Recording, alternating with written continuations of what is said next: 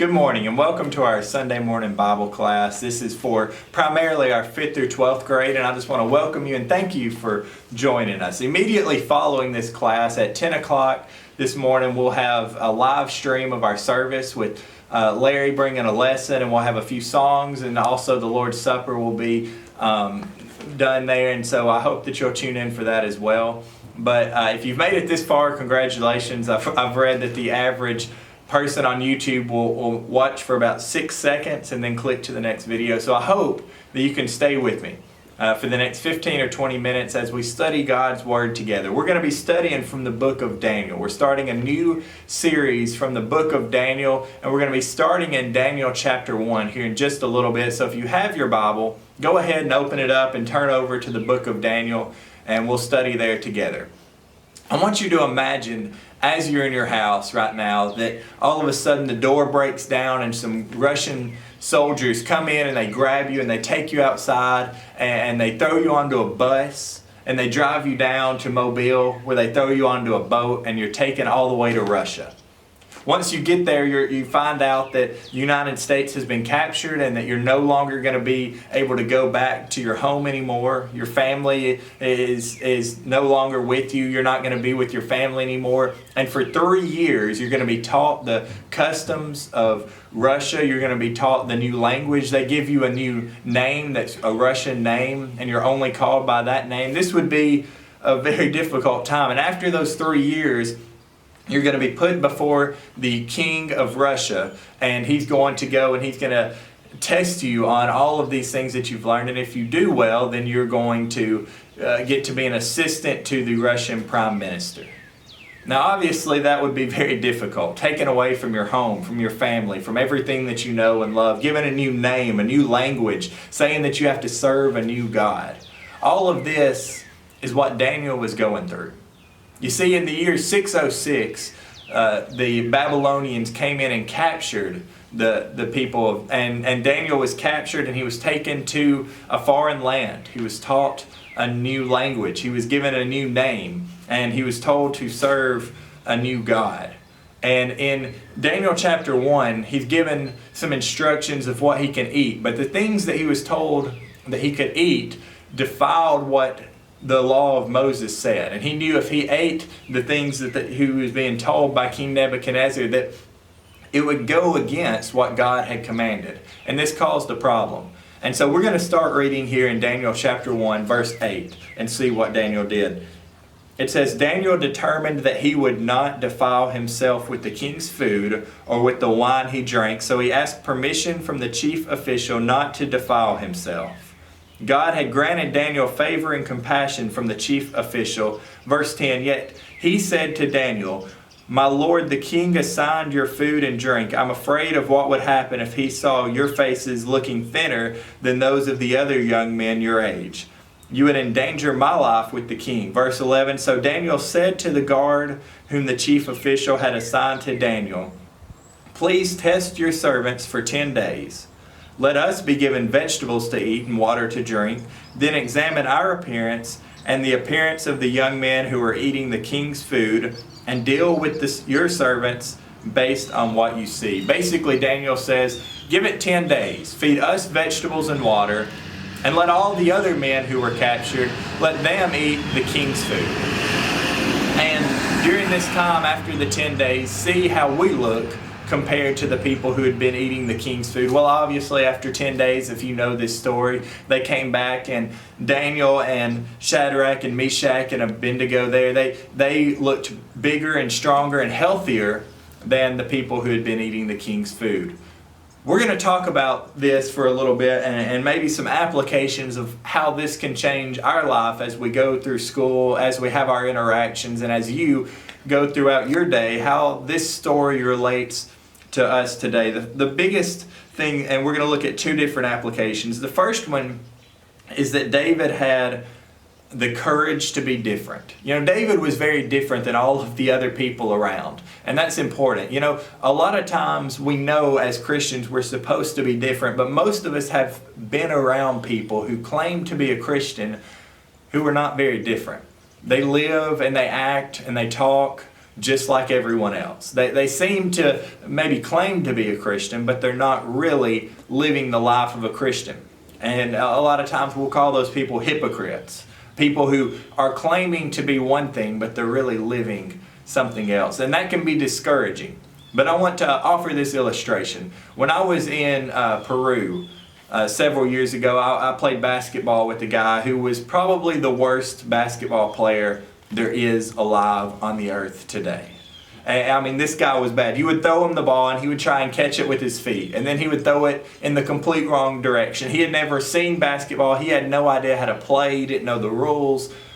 If I was trying to convince you to play basketball and you had never played, I would not show you video of this guy in Peru because he was terrible. You would say, I don't want to play that sport because that doesn't look fun. What I would do is I would show you videos of maybe Michael Jordan and say, look how awesome this sport is. Look at what maybe you could do or get close to doing or even somewhat close to doing if you really practice this sport. Look how fun it is. Look how good it can look how fun it can be if it's played the right way.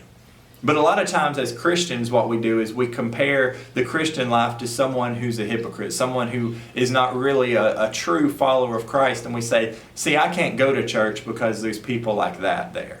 There's people who are fake. There's people who aren't genuine. Instead of saying, I want to be a follower of Christ. And so I'm going to mold my life after what he did.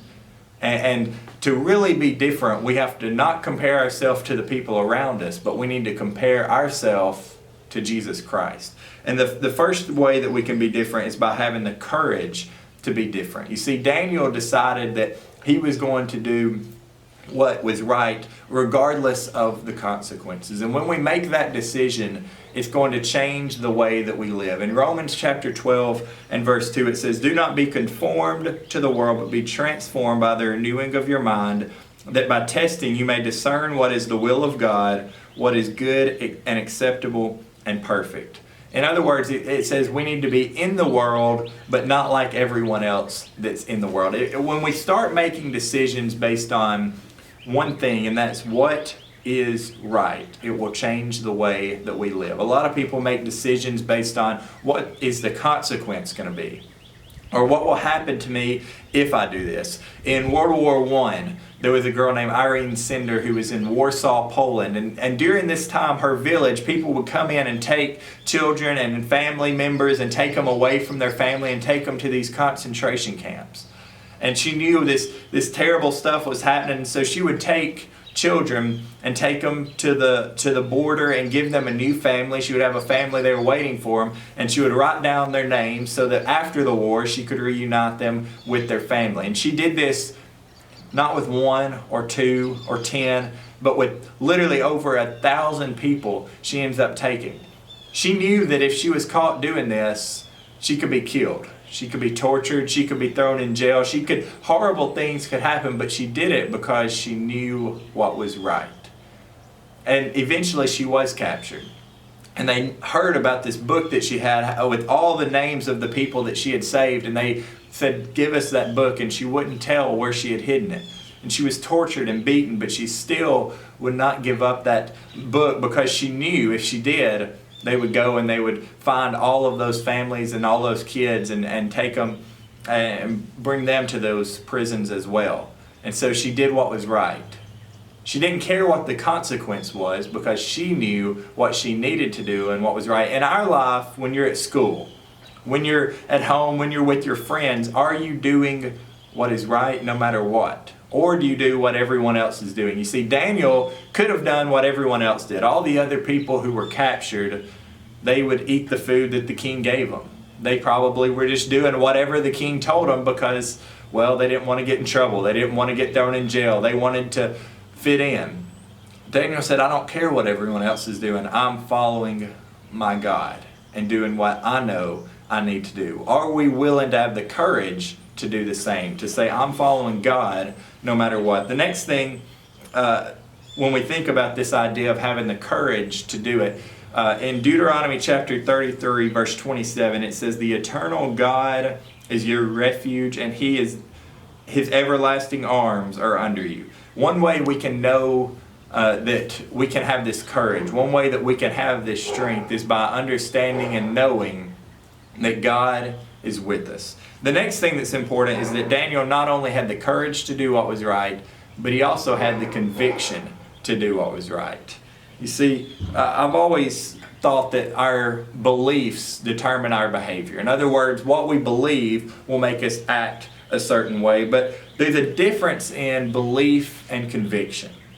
You know, if I were to ask you, do you think that fast food is bad for you, that it's going to cause heart problems? Well, most of us would say, yeah, you know, burgers and fries and milkshakes, they're probably not a real healthy diet, but most of us eat it anyway, right? I know it's not good for me, but it doesn't change the way that I live because I still like a hamburger and fries and a milkshake. Or if I were to ask you, you know, if we thought something, you know, was true, we would know that it's true, but does it change the way that we live? And that's the difference in a belief and a conviction. I might believe that fast food is bad for you, but if I'm convicted of it, then I'll quit eating it. You see, we need to not only have a belief in God, but we need to be convicted in a way that it changes the way that we live. In other words, if you really believe that God created the world, that He sent His only Son to die on a cross for us, and that through Him we can have forgiveness of sins, but He wants us to live more like Him each day, well then wouldn't we do that? Wouldn't we be convicted by that to change the way that we live? Daniel not only believed in God, but he was convicted to follow those beliefs no matter what. It didn't matter if he was thrown into a den of lions. It didn't matter if he was thrown into a fiery furnace. It didn't matter what they said they were going to do with them. He knew he needed to follow God. And so the application for us today is pretty simple. Do we have the courage? Do you have the conviction to do what's right no matter what? No matter what other people are doing, no matter what the consequences of you making that decision will be, are you going to do what's right? Are you going to follow God no matter what? And what that can mean is in your prayer life, if you really know that God hears you when you pray, wouldn't you pray to Him more often?